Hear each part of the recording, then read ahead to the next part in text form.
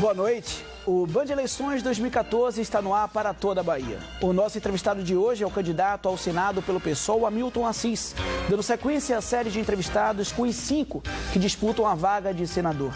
Boa noite, candidato. Muito obrigado pela presença aqui na Band. Boa noite, Bruno. Boa noite a todos os telespectadores. E quem participa do programa junto comigo é a jornalista Tialia Cruz. Boa noite, Tialia. Boa noite, Bruno. Boa noite, candidato. Boa noite, Tialia. Candidato, o senhor sempre criticou muito o Senado. Disse que é uma aposentadoria de luxo para ex-governadores, uma casa tomada por representantes da elite. Caso eleito, como acredita ser capaz de mudar esse cenário que tanto condena?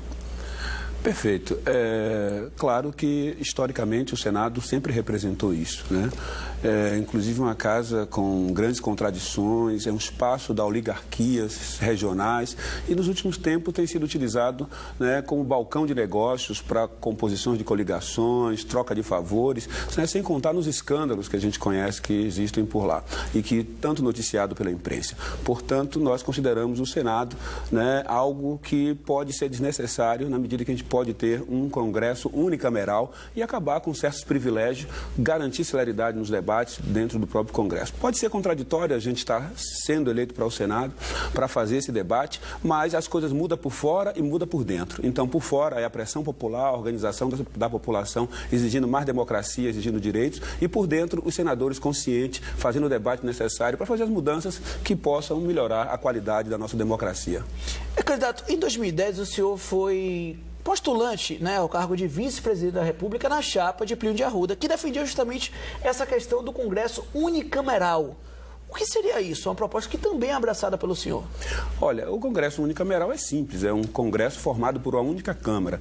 Hoje nós convivemos com o Congresso, que é a Câmara de Deputados Federais, e mais o Senado Federal. Então, acabando o Senado, você teria uma única Câmara. Você poderia ter ainda eleições para o Senado, mas ela funcionaria como uma única Câmara e não como duas câmaras distintas. É isso que faz com que a gente ache que esse descompasso entre a articulação entre as duas esferas, né, do Congresso acaba prejudicando os debates políticos, né, e acaba, de certa medida, né, dando esse caráter aristocrático que o Congresso acaba tendo. E, no mais, ele acaba não tendo uma representação que nós não consideramos significativa ou representativa, né, dos diversos segmentos da nossa sociedade. Até porque ele representa o Estado, né, e a proporção definida por cada Estado nem sempre é aquela que deveria. Então, a Bahia, por exemplo, é o terceiro colégio eleitoral e, no entanto, a gente é subrepresentado nesse espaço. Portanto, é necessário fazer toda essa revisão para permitir que a gente encontre outros mecanismos de melhorar essa forma de representação.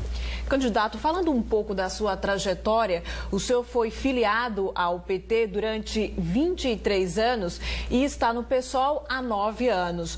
O que motivou essa mudança partidária depois de tanto tempo no Partido dos Trabalhadores? Olha, essa mudança, ela vinha sendo discutida na medida que o PT foi perdendo as suas características e abrindo mão de princípios históricos de seu programa, né, que levou-nos a aproximarmos dele. E quando se deu o caso do mensalão e depois, primeiro a reforma da Previdência e depois o caso do mensalão, aí para a gente foi a gota d'água, nós percebemos que de fato o PT tinha aderido a uma proposta de governar, incorporando elementos conservadores, né, que dava estabilidade à ordem dominante e que aumentava o processo de concentração da riqueza com desfavorecimento dos pobres. Então, para a gente isso, né, foi a gota d'água, né, porque para a gente há um princípio interessante nesse debate que a gente combateu sempre, que foi a questão da corrupção, perfeita, a construção de uma nova sociedade pautada numa nova política de fato, com a participação popular decidindo o rumo do país e, no entanto, não foi isso que ocorreu. E o senhor acredita que as manifestações de junho do ano passado abriram mais espaço para a autoafirmação do PSOL como um partido de esquerda? Olha, as manifestações de junho, de fato, tiveram a sua autonomia. A população foi livremente às ruas, percebendo essas contradições de você investir num mega evento da Copa com o discurso de trazer um legado, né, que ficaria para a população, e ela não viu isso se realizar. E, no entanto, foram gastos milhões com estádios e não com, necessariamente, a melhoria da sua qualidade de vida. Então, a luta pelo passe livre, a luta por liberdades democráticas, a luta contra, né, as bandeiras conservadoras pautada pela direita em nosso país, né, e e a luta contra as opressões foi o que pautou, né, os movimentos sociais naquela época. E essa é uma bandeira, e eram bandeiras históricas que nós já vínhamos defendendo. Defendemos isso na época da campanha de 2010, quando o Plínio Arruda foi candidato a presidente da República e eu fui o seu vice, e defendemos isso em 2012, quando fomos candidatos a prefeito. Portanto, o pessoal está em sintonia com esse sentimento e essas lutas, e evidentemente que tendemos a, vamos dizer assim, a conquistar uma simpatia maior dos eleitores, porque compreende a nossa coerência e certamente elogiam essa postura e atitude que nós estamos tendo. Voltando a falar sobre o PT, partido que o senhor foi filiado, como a Tiali disse bem, o senhor disse que o Partido dos Trabalhadores perdeu o rumo da história quando o presidente Lula perdeu a primeira eleição dele. Por quê? Porque ele teria se aliado a outros partidos? Isso não faz parte do jogo também para se chegar ao poder?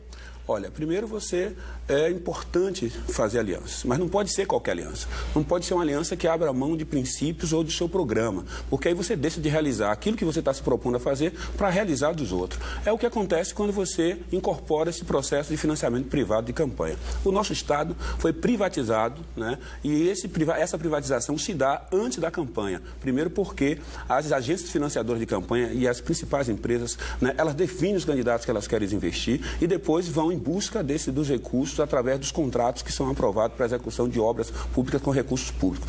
E existe uma pesquisa do IUPERJ, um Instituto do Rio de Janeiro, que diz para cada R$1 que um candidato, que uma empresa investe, né, numa determinada candidatura, ela chega a ganhar 20 vezes mais. Portanto, investir no financiamento privado, apostar no financiamento privado da campanha é investir no lucro das empresas. Então, por isso que nós defendemos o financiamento público. Acho que por essas e outras coisas, o PT perdeu o rumo da sua história e acabou se igualando na mesma vala comum da direita, onde está o DEM e o PSDB. O senhor não teme que o mesmo aconteça daqui a uns anos com o PSOL? Olha, eu não tenho bola de cristal nem posso prever o futuro. Eu só sei que esta é a nossa perspectiva, de não aceitar o financiamento público e privado, né, de questionar dentro do partido quem aceitar essa proposição e fazer o debate interno e abrir isso para que a população possa nos ajudar, inclusive, fazer com que o nosso partido se mantenha no rumo daquilo que ele está se propondo. É isso que nós estamos propondo. Candidato, recentemente o governo do estado publicou no Diário Oficial a lei de cotas que reserva 30% das vagas em concursos públicos estaduais e também em seleções estaduais para quem se declarar negro ou pardo. Qual a sua posição em relação à lei de cotas? Olha, a minha posição é extremamente favorável. Eu defendo, e nosso partido defende, uma educação pública de qualidade com os investimentos públicos direto na educação pública. Defendemos 10% do PIB para a educação e para a educação para a educação pública. E não que o governo federal, a medida que foi aprovada no Plano, né, Nacional da Educação, que defende o financiamento privado e acaba financiando instituições privadas que não interessa e que a gente acha que não vai fazer a educação de qualidade que o nosso povo precisa.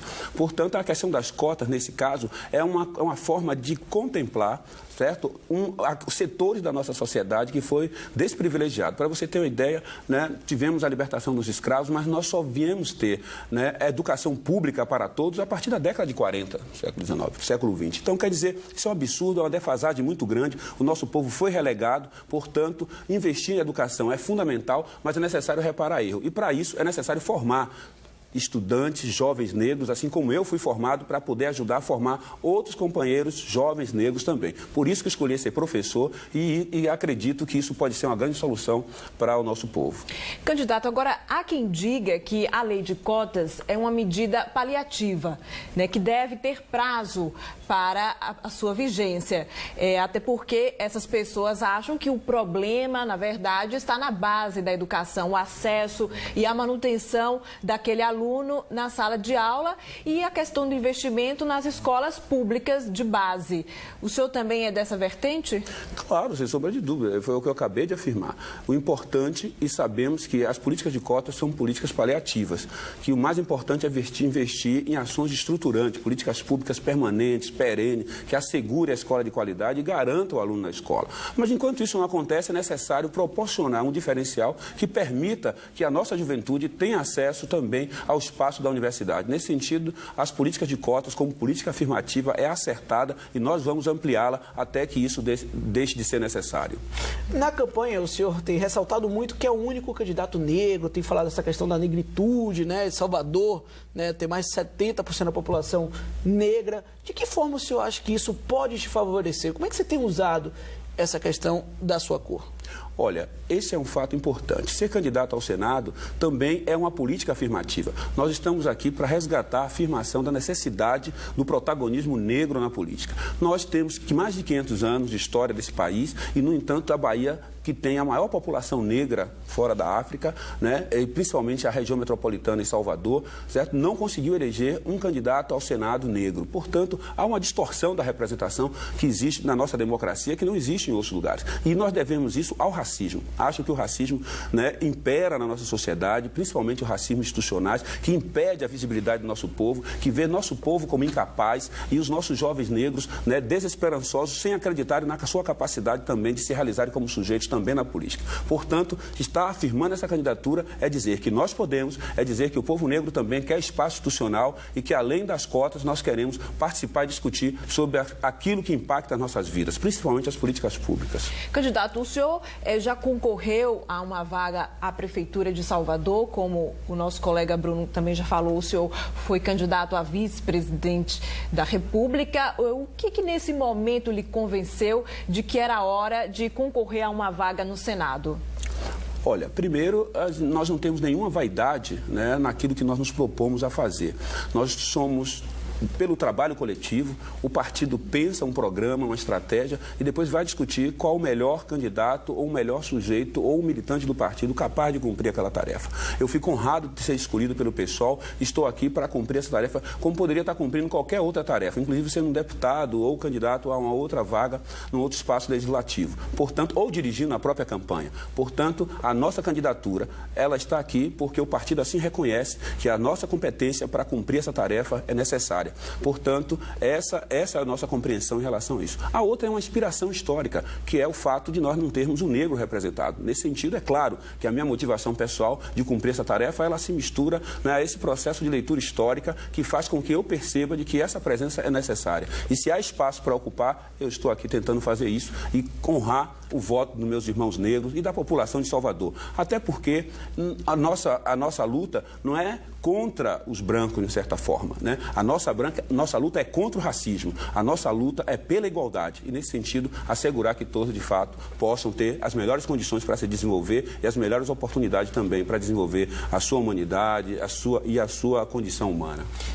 Candidato, o PSOL tem se posicionado a favor de pontos polêmicos, como a legalização da maconha. Depois do intervalo, eu gostaria de saber como é que vocês têm trabalhado essas questões, como têm conseguido convencer as pessoas, principalmente as mais conservadoras. Mas daqui a pouquinho, depois do intervalo, o Band Eleições volta já.